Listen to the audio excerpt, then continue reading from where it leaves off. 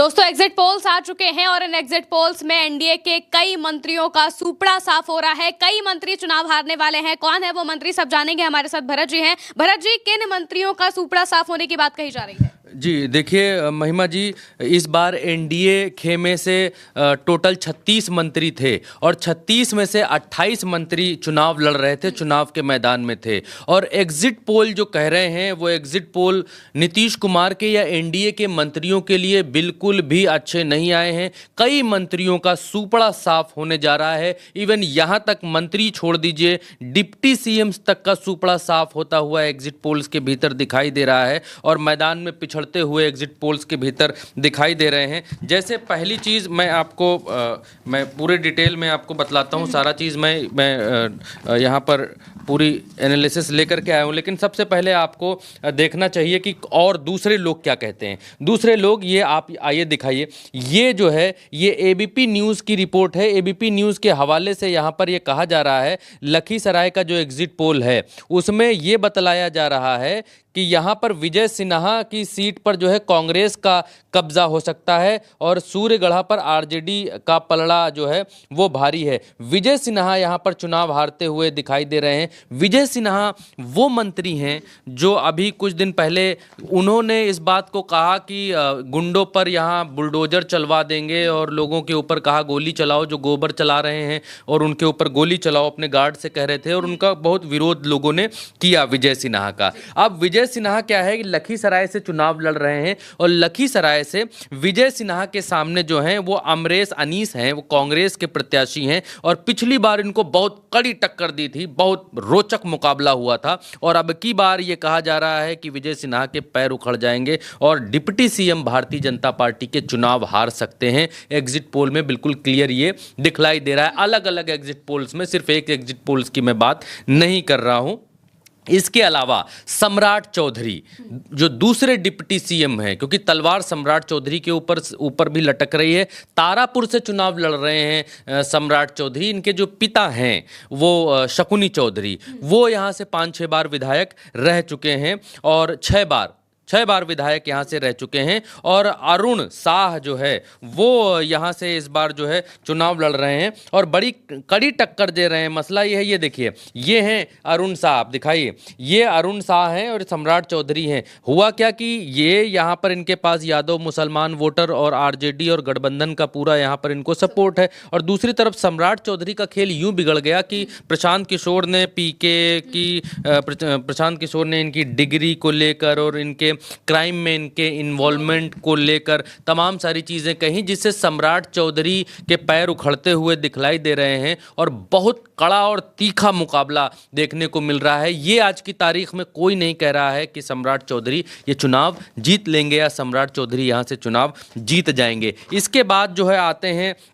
चैनपुर से जमा खान, इकलौते विधायक जेडीयू से और इकलौते जो है इनके मंत्री हैं इनके मुस्लिम मंत्री इकलौते हैं जमा खान चैनपुर से।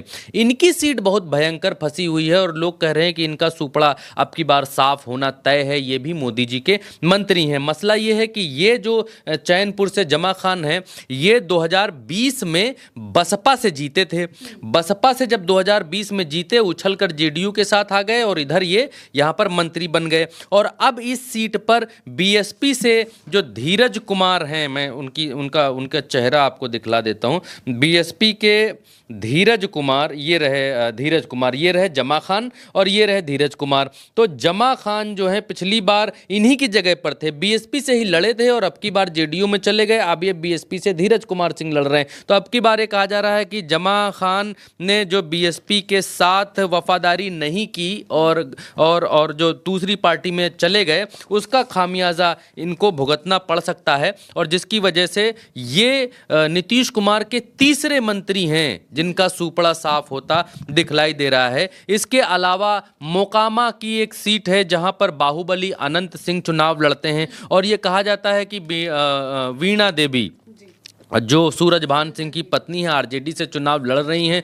वो कई एग्जिट पोल्स में ये दिखाया गया है कि वीणा देवी अनंत सिंह को हरा सकती हैं। मोकामा के भीतर अनंत सिंह जो जेडीयू के बड़े खास माने जा रहे हैं, जिनके लिए ललन सिंह ने खुद जाकर प्रचार किया, सम्राट चौधरी ने खुद जाकर प्रचार किया, वहाँ पर उनकी भी सीट फंसी हुई है, सम्राट चौधरी की खुद की सीट फंसी हुई है। और अनंत सिंह अगर चुनाव हार जाएं मोकामा से तो बहुत बड़ी बात नहीं है। कई एग्जिट पोल्स ऐसे हैं जो अनंत सिंह को चुनाव हारते हुए दिखला रहे हैं इस बार। अब यह है कि ये जो 36 मंत्री हैं, टोटल 36 में से 28 मंत्री चुनावी मैदान में हैं महिमा जी, और 28 इन मंत्रियों में से 17 बीजेपी के हैं और 11 मंत्री जेडीयू के हैं जो अभी मौजूदा हालत में हैं। और नीतीश कुमार को लोगों ने कहा कि बड़ा बीमार हैं क्योंकि अब चुनाव खत्म हो गया, एग्जिट पोल आ गया। तो एक तथ्य पर मैं आपको लेकर के जाना चाहूँगा और बतलाना चाहूँगा कि नीतीश कुमार को बीमार बताया गया, लेकिन पिछले 25 दिन में नीतीश कुमार ने 181 रैलियां की हैं। 181 रैलियां नीतीश कुमार ने की हैं, जो दिखलाता है कि नीतीश कुमार ने ग्राउंड पर कितनी मेहनत की है। और नीतीश कुमार की मेहनत के दम पर, ये दिखलाइएगा, इधर आइए, नीतीश कुमार की मेहनत के दम पर भारतीय जनता पार्टी लड्डू बनवा रही है। आप देखिए कि अभी रिजल्ट नहीं आया है, लेकिन 501 किलो लड्डू तैयार करने में जुटे हुए हैं। बीजेपी के नेता कल्लू ने बताया कि एनडीए की जीत तय है और एग्जिट पोल देखकर ये लोग लड्डू बनवा रहे हैं। लड्डू की जगह कहीं इनको समोसा ना बनवाना पड़ जाए, कुछ मीठा कड़वा ना खाना पड़ जाए। तो रिजल्ट आने से पहले भारतीय जनता पार्टी उत्साहित है। और लेकिन दूसरी तरफ एग्जिट पोल ये भी बिल्कुल क्लियर कट कहते हुए दिखलाई दे रहे हैं कि जेडीयू के कई मंत्री और भारतीय जनता पार्टी के डिप्टी सीएम चुनाव में इनका सुपड़ा साफ हो सकता है, जनता इनको हरा सकती है। और सिर्फ ये 3-4 वो निकाले हैं जिन पर बहुत कांटे की टक्कर है, बिल्कुल फंसी हुई सीट दिखाई दे रही है कि लोग बोल रहे हैं कि अरे हार जाएंगे, रहेंगे नहीं, अब किस्मत ही इनको जिता सकती है। ये वो लोग हैं।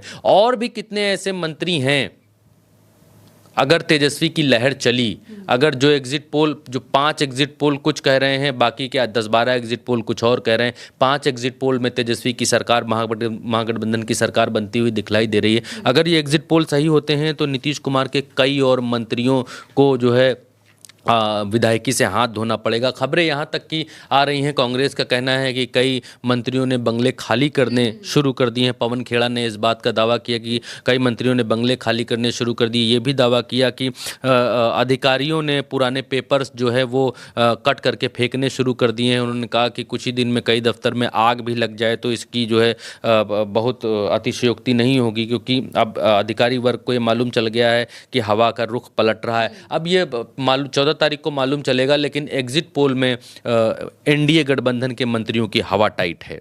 बिल्कुल, यानी कि अगर देखा जाए तो एग्जिट पोल्स जो सामने आए हैं उसमें साफ पता चल रहा है कि जो एनडीए के मंत्री हैं, चाहे वो जेडीयू के हों चाहे वो बीजेपी के हो, बीजेपी के तो डिप्टी सीएम हैं जिनके बारे में कहा जा रहा है कि उनका सुपड़ा साफ हो सकता है, क्योंकि उन्हीं को पहले चरण में विरोध झेलना पड़ा था। लखीसराय में जब ललन सिंह गए थे तो भयंकर तरीके से उन्हें विरोध झेलना पड़ा था, गोबर तक फेंका गया था उन पर, और इसी वजह से कहा जा रहा है कि उनका सुपड़ा साफ हो सकता है। अब 14 तारीख को जब रिजल्ट आएंगे तब पता चलेगा कि आखिर कौन किस पर भारी है। फिलहाल के लिए मेरे साथ चर्चा में इतना ही। आप देखते रहिए उल्टा चश्मा यूसी।